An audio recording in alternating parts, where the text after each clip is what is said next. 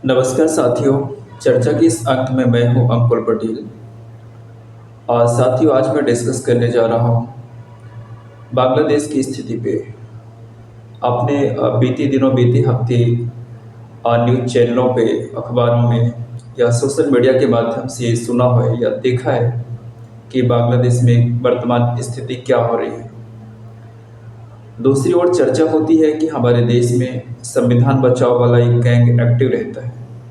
हाँ, उसे मैं गैंग ही कहूँगा, क्योंकि यदि आप सच्चे अर्थों में स्टडी करते हो या देश और दुनिया को समझते हो तो भारत का संविधान कहीं भी खतरे में नहीं है। और जो भी कार्य शासन के द्वारा किया जा रहा है वह संविधान के दायरे में किया जा रहा है।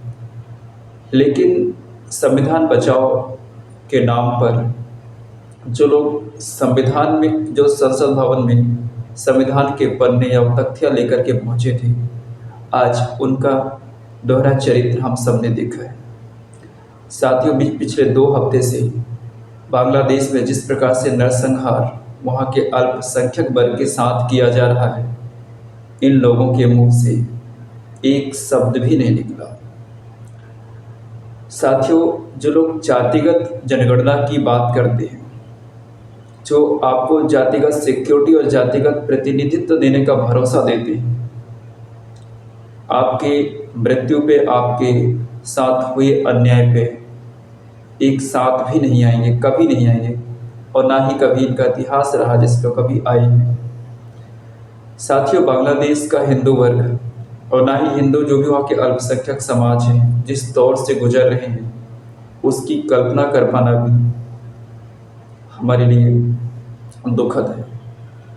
वहाँ पे घरों क्या, गांव के गांव जला दिए गए हैं।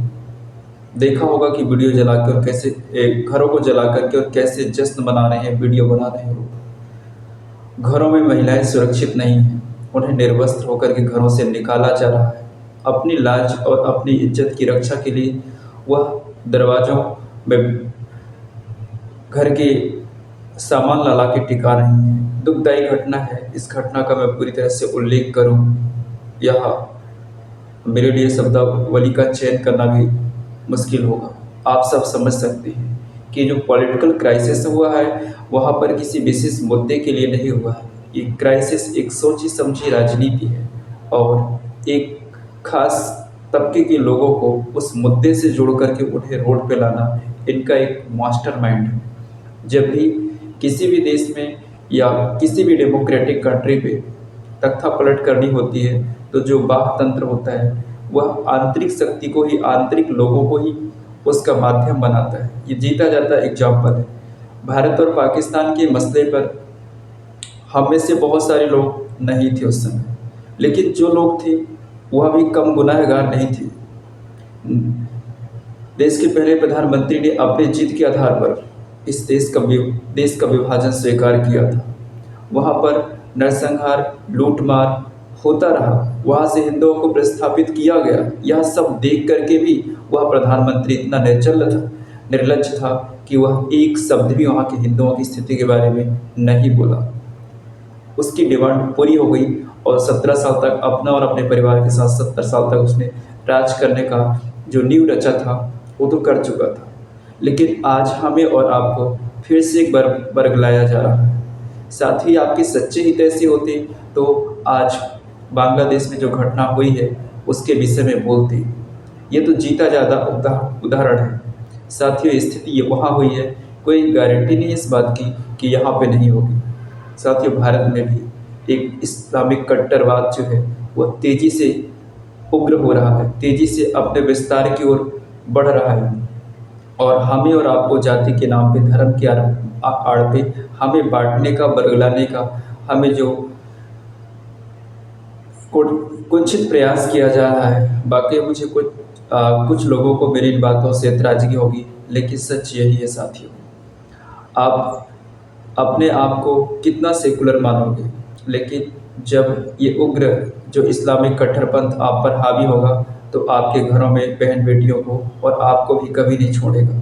आपने देखा इस वीडियो में कैसे उसको हिंदू के नाम पर उसको मारकर चौराहे पे लटका दिया गया। महिलाओं के वस्त्रों को लहराया जा रहा है। साथियों, इनकी सोच कितनी निचले स्तर की है और ये जानवर माल को ऐसे काट रहे हैं, ऐसे समझते हैं जैसे आप घरों में सब्जियां काटते हैं। साथियों, मैं इस कम्युनिटी के खिलाफ नहीं हूँ, लेकिन जो घटनाएं हो रही है और दूसरा इवन हमारे यहाँ पर एनआरसी और सीए के खिलाफ धरने पर बैठने के लिए उस वर्ग से कम लोग आएंगे, लेकिन हमारे अपने हिंदू भाई जो हैं उससे ज़्यादा संख्या में पहुंच जाएंगे और ये पॉलिटिकल लीडर, इन्हें पॉलिटिकल लीडर का दर्जा हम ही लोग आप में से देते हैं और इन्हें वोट दे करके हम इतने ऊंचे ऊंचे पदों पर बैठाते हैं, उनको सिंपैथी देने पहुंच जाएंगे। लेकिन जब आप पे आपदा आएगी, जब आप पर आफत आएगी, जब आप पर ऐसा कोई अत्याचार होगा, तो आपकी हिफाजत के लिए इनमें से कोई चूँ नहीं बोलेगा। हाल ही में अयोध्या और कन्नौज में जो घटनाएं घटी है, ये संविधान बचाने वाले लोगों के ही लोग थे, इन्हीं के लोगों ने दंडगी की है, फिर भी इनके बचाव में ये लोग उतर जाते हैं। लेकिन जिसके साथ अन्याय हुआ, जिसके साथ अत्याचार हुआ है, उसी को दोषी करार देते हैं, उसी पे कमियां निकाल देते हैं और यदि सरकार की ओर से कोई कार्रवाई उस पर की जाती है तो सरकार को कटघरे पे खड़ा करते हैं। साथियों, बांग्लादेश की स्थिति जो है वाकई में बहुत दयनीय है। हम और आप जिस माध्यम से, जिस स्तर से इसके खिलाफ आवाज़ उठा सकें, बहुत आवश्यक है। मुझे तो हैरानी हो रही है कि वो ह्यूमन राइट्स के बड़े बड़े ज्ञाता जो स्पीचेस देते थे, बड़े बड़े आर्टिकल्स लिखते हैं, आज वो सारी इस दुनिया से लग रहा है कि गायब हो चुके हैं। साथियों, खुला वायलेशन है, खुला एक कम्युनिटी के खिलाफ वहाँ पे अत्याचार हो रहा है, लेकिन पूरी दुनिया शायद सो सी गई है। कुछ हल्की आवाज़ें लोग उठा रहे हैं, लेकिन इन सब से कुछ नहीं होना है। और मैं सरकार से भी गुहार लगाऊंगा कि बांग्लादेश के मसले पर हस्तक्षेप करी। इतनी बड़ी कंट्री नहीं है, हमारा ही टुकड़ा है, हो सके तो उसे अपने अंडर में वापस लेकर के और वहाँ के जो कट्टरपंथी लोग हैं उनको ऐसे कुचल दे ताकि वो दोबारा कभी खड़े ना हो पाए। साथ ही ये तो थी मेरे विचार। आप इस विषय में क्या सोचते हैं? अपनी राय जरूर शेयर कीजिएगा। नमस्कार, जय हिंद।